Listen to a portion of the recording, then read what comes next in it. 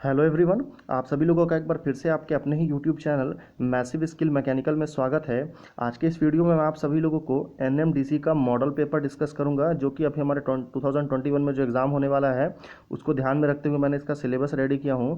और आज के इस वीडियो में मैं आप सभी लोगों को 20 इंपॉर्टेंट आईसी इंजन यानी कि इंटरनल कमर्शियल इंजन के ऑब्जेक्टिव क्वेश्चन और उसके आंसर डिस्कस करूँगा। और ये हमारा एनएमडीसी मॉडल पेपर का पार्ट 19 है। इससे पहले इसी टॉपिक के ऊपर में मॉडल पेपर के ऊपर भी 18 पार्ट आ चुका है, तो आप जाके उसको भी देख सकते हैं। ठीक है। और अगर आपको वीडियो शुरू करने से पहले बता दूं कि अगर आपको इस वीडियो का फ्री में पीडीएफ चाहिए तो आप उसके लिए हमारे टेलीग्राम ग्रुप को ज्वाइन कर सकते हैं। और टेलीग्राम ग्रुप को ज्वाइन करने का जो लिंक है वो आपको इसी वीडियो के डिस्क्रिप्शन बॉक्स में मिल जाएगा। ठीक है, तो चलिए शुरू करते हैं। हमारा पहला क्वेश्चन है कि in order to mix air and petrol in the required proportion and to supply it to the engine during its suction stroke, then fuel pump, injector, carburetor या none of this is employed। यानी कि क्या बोल रहा है कि जो during suction stroke मतलब एसआई इंजन में जब सक्शन स्ट्रोक में पेट्रोल और एयर का जो मिक्सचर मिक्स किया जाता है वो किसकी मदद से मिक्स किया जाता है, पेट्रोल और एयर का, तो वो किया जाता है आपका कार्बोरेटर की मदद से। यानी कि option number C is the correct answer. Carburettor कैसा दिखता है ये मैं आपके लिए डायग्राम भी लेके आया हूँ। कार्बोरेटर कुछ इस तरह का दिखता है एक्चुअल में। ठीक है, अगले क्वेश्चन में चलते हैं। क्वेश्चन नंबर 2 है कि the advancing of spark timing in SI engine मतलब spark ignition engine will increase, reduce या नॉट अफेक्ट नॉकिंग टेंडेंसी।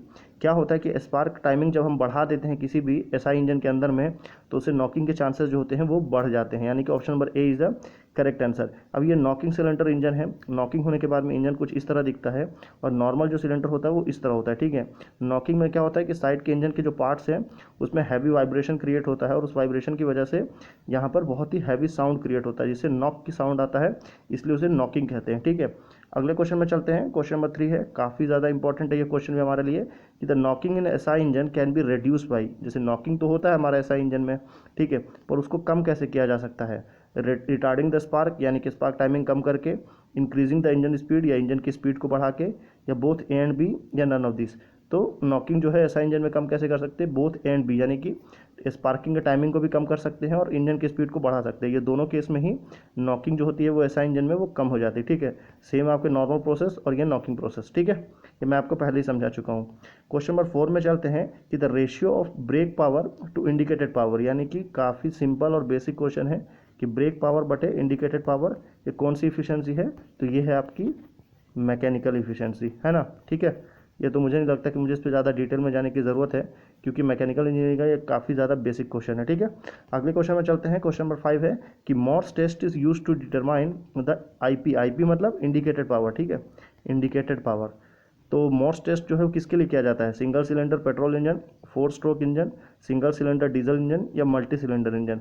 तो मॉर्स टेस्ट जो किया जाता है वो किया जाता है आपका multi cylinder engine. Multi cylinder engine कैसा होता है ये देखिए। मल्टी सिलेंडर इंजन में बहुत सारे सिलेंडर लगे रहते हैं, बहुत सारे पिस्टन होते हैं, इसलिए उसको मल्टी सिलेंडर बोलते हैं। मतलब एक से ज़्यादा सिलेंडर अगर रहते हैं तो उसको मल्टी सिलेंडर इंजन बोला जाता है। ठीक है, मल्टी सिलेंडर इंजन इस तरह का दिखता है। ओके, अगले क्वेश्चन में चलते हैं। क्वेश्चन नंबर 6 है कि a moderator absorb neutrons, does not absorb neutrons, accelerate neutrons या none of this.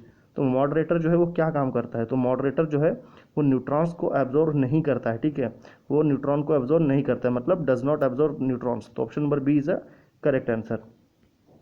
Question number 7 में चलते हैं कि thermodynamic cycle on which the petrol engine works. तो पेट्रोल इंजन हो या स्पार्क इग्निशन इंजन हो या एसआई इंजन हो, मतलब तीनों का मतलब एक ही है। ठीक है, तो कौन से साइकिल पे एसआई इंजन काम करता है? Auto cycle, joule cycle, Rankine cycle या स्टर्लिंग साइकिल। तो पेट्रोल इंजन काम करता है आपका ऑटो साइकिल पे। Option number A is a correct answer. Auto cycle कैसा दिखता है? ये आपका ऑटो साइकिल है, ये ऑटो साइकिल का पीवी डायग्राम है और ये इसका टीएस डायग्राम है। ठीक है, यानी कि pressure and volume and entropy, temperature and entropy. ठीक है, क्वेश्चन नंबर 8 पे चलते हैं कि inlet wall of a 4 stroke IC engine या internal commercial engine remains open for 130 degree, 180 degree, 230 degree या 270 डिग्री। ये आपका जो डायग्राम होता है ना इंटरनल कमर्शियल इंजन का, जो आपका सिलेंडर का डायग्राम होता है, यहाँ तक सक्शन स्ट्रोक है, फिर यहाँ से कंप्रेशन है, फिर यहाँ से इग्निशन है और ये फिर एग्जॉस्ट है। तो जो ये सक्शन जो होता है वो कहाँ तक होता है? ये 90, 180 यहाँ तक होता है, मतलब 230 तक। कितना डिग्री? 230 डिग्री तक सक्शन होता रहता है। ठीक है, तो option number C is a correct answer. ठीक है, ये इसका डायग्राम है। ठीक है, अब इस डायग्राम को डिटेल में देखेंगे तो आपको ज़्यादा क्लियरली आपको पिक्चर समझ में आएगी। ठीक है, ये आपका टॉप टॉप डेड सेंटर है और ये आपका बॉटम डेड सेंटर है। इस डायग्राम को क्या बोलते हैं, वॉल टाइमिंग डायग्राम, यानी कि VTD भी बोलते हैं, VTD। ठीक है, अगले क्वेश्चन में चलते हैं। क्वेश्चन नंबर 9 है कि the correct mixture strength by weight. ठीक है, एक आता है बाय वेट, एक आता है by volume. For petrol engine कितना होता है, 14.6 to 1, 18.5 the ratio 1, 20.5 the ratio 1 या 22.6 द रेशो 1। तो बाई वेट होता है आपका 14.6 द रेशो 1। यहाँ पे 14.6 क्या है, एयर, और 1 क्या है, वो है आपका पेट्रोल। पेट्रोल को क्या बोलते हैं, फ्यूल भी बोलते हैं। तो कभी कभी पी की जगह एफ भी ले सकते हैं, इसलिए क्या बोलते हैं, एयर फ्यूल रेशियो, यानी कि एयर पहले है फिर फ्यूल बाद में है। ठीक है, अगले क्वेश्चन में चलते हैं। क्वेश्चन नंबर 10 है कि the working pressure and temperature inside the cylinder of internal combustion engine is low, very low, high या very high as compare to steam engine. यानी कि स्टीम इंजन के कंपैरिजन में इंटरनल कम्बशन इंजन या IC engine का जो cylinder होता है, इसमें प्रेशर क्या होता है, तो सिलेंडर का प्रेशर कितना होता है, बहुत ही ज़्यादा होता है, यानी कि वेरी हाई। यहाँ पे टेम्परेचर कितना आ जाता है, टेम्परेचर आपका 2500 डिग्री सेंटीग्रेड तक आ जाता है। ठीक है, और प्रेशर की बात करें तो वो 35 बार तो एसआई इंजन के केस में आराम से आता है ड्यूरिंग कंप्रेशन में। ठीक है, तो ये दो कुछ वैल्यूज़ है जो आपको याद होना चाहिए। अगले क्वेश्चन में चलते हैं। क्वेश्चन नंबर 11 है, काफ़ी ज़्यादा सिंपल है कि the scavenging efficiency of a 4 stroke cycle diesel engine is below 50, between 50 and 85, between 85 and 95 and between 95 and 100। तो स्कैवेंजिंग एफिशिएंसी कितनी होती है, वो होता है आपका बिटवीन 95 to 100, यानी कि option number D is the correct answer. Question number 12 में चलते हैं कि the voltage required to produce a spark across the gap between the sparking point, यानी कि जो एसआई इंजन के अंदर में जो स्पार्क प्लग होता है, ठीक है, स्पार्क प्लग, आगे मैं आपको डायग्राम के थ्रू भी समझाऊंगा कि स्पार्क प्लग का काम क्या होता है और ये कैसे करता है। तो स्पार्क प्लग में जो स्पार्किंग के लिए जो पॉइंट होता है, वहाँ पे कितना वोल्टेज क्रिएट होता है, 2000 to 4000 volt, 4000 to 6000 volt, 6000 to 10000 volt या 10000 टू 12000 वोल्ट।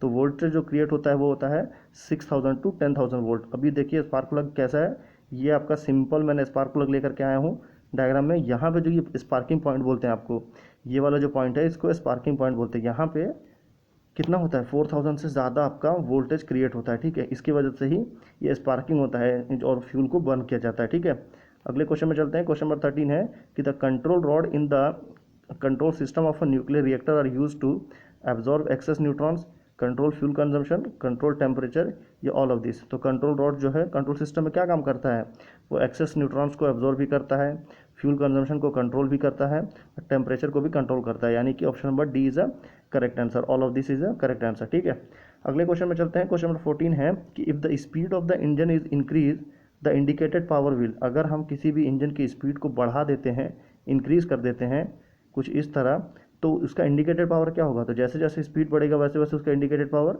बढ़ता जाएगा, यानी कि option number A is a correct answer. अगले क्वेश्चन में चलते हैं। क्वेश्चन नंबर 15 है, ये भी काफ़ी ज़्यादा कॉम्प्लिकेटेड क्वेश्चन है कि if the speed of engine is increase the indicated power, same question repeat हो गया है, तो आंसर होगा इंक्रीज। ठीक है, पहले बता चुका हूँ।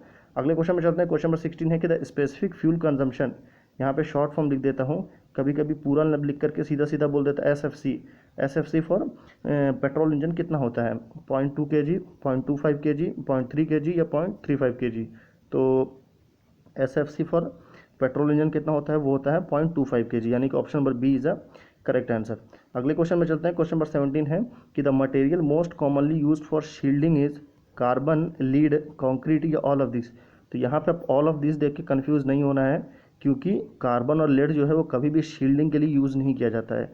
शील्डिंग के लिए हमें एक ऐसे मेटल की ज़रूरत होती है जिसको जो रेज होती है वो उसको पार करके ना जा पाए। तो इसके लिए यहाँ पर किसको भरा जाता है, यहाँ पे पूरा भरा जाता है कंक्रीट को, यानी कि option number C is a correct answer. ठीक है, आई होप कि आप समझ गए होंगे कि कंक्रीट यूज़ क्यों किया जाता है शील्डिंग में।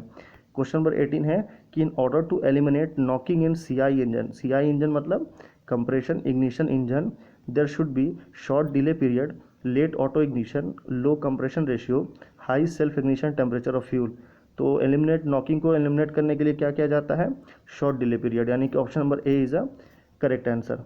ये आपका नॉकिंग है, ये आपका नॉर्मल है। ठीक है, ये आपको मैं वीडियो के शुरू में भी बता चुका हूँ कुछ क्वेश्चंस में। वहाँ पे हमने एसआई इंजन का डिस्कस किया था और यहाँ पे हम सीआई इंजन के बारे में डिस्कस कर रहे हैं। क्वेश्चन नंबर 19 है कि the two reference fuel use for C10 rating are C10 and isooctane, C10 and alpha methyl naphthalene, C10 and normal heptane या C10 एंड टेट्राइथाइलेट।